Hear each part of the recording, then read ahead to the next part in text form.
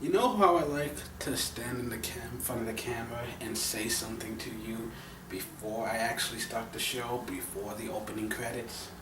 When did that whole thing start? I don't remember how long I've been doing this or why. Because like today, I couldn't actually come up with anything worth saying. And now I'm wondering, like, why do I keep doing this in the first place? Like, it's become a tradition, and I feel like I need to stand here and do it. But like, is there any actual point to it? Has anyone here been watching me for years that knows why I do it? Because I completely forgot.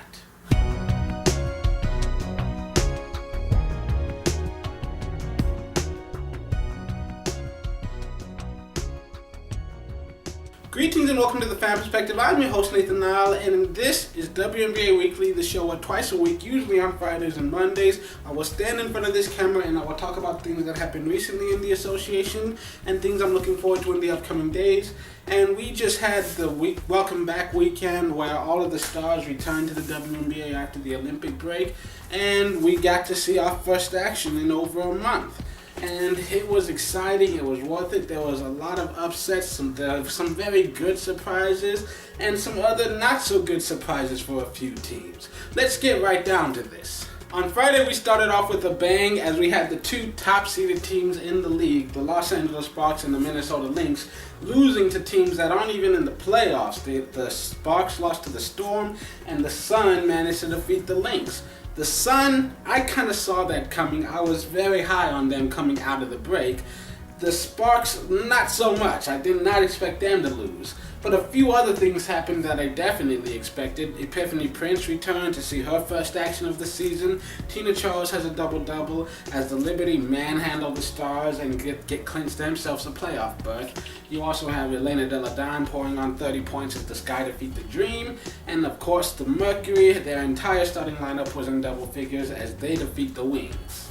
On Saturday, you had a bit of a surprise with the Mystics going in and handily defeating the Fever, winning by over 20 points. And then they follow that up the very next day by losing to the San Antonio Stars, who now have 6 wins on the year.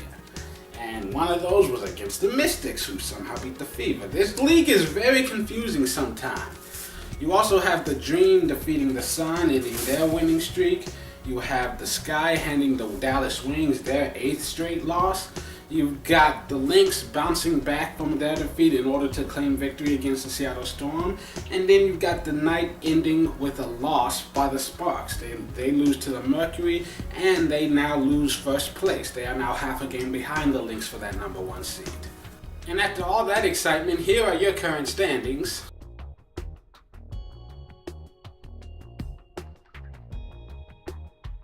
So the post-Olympic break begins with plenty of excitement. You've got 3 teams, the Liberty, the Sky, and the Mercury, who are undefeated since returning from the Olympics. You've also got a few teams, the Wings, the Sparks, surprisingly, and the Fever, who are all completely winless since the Olympics started. I was 100% banking on the rest being able to help push the Sparks over the limit and so that they could charge headfirst towards the end.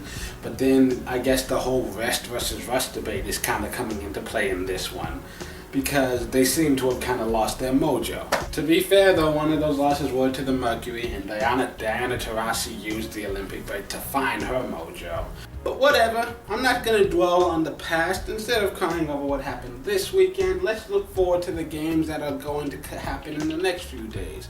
As always, I will tell you which ones are currently scheduled to air nationally, which means that everybody can see them.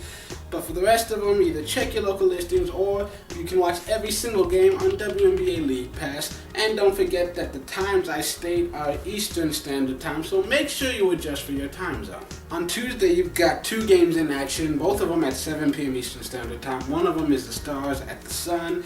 The other one is the Mercury at the Fever. That one's on NBA TV, and definitely check it out because the Mercury, so far, they've got a nice winning streak going, and right now, once again, there's that whole little jumbled up mess in the middle. These two teams are in that little mess, fighting each other for positioning, so this game could mean a lot going down the stretch. Also because Diana Taurasi and Tamika Catchings are 2 of the most fierce competitors in the league, so there's that as well.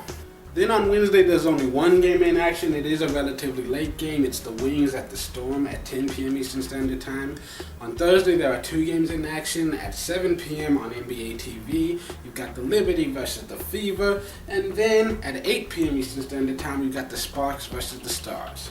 So that's it for this edition of WNBA Weekly. If you enjoyed the video, click that like button. Leave a comment down below. What was the biggest surprise for you for opening weekend? Did you enjoy the games? Did you have fun watching them? Did you watch any of them at all? I'd love to know. Also, if you haven't already, please be sure to subscribe to the channel. That way you'll know when the next video comes up. It will be on Friday. And until then, this has been The Fan Perspective. I'm your host, Nathan Lyle. I hope you have a great week.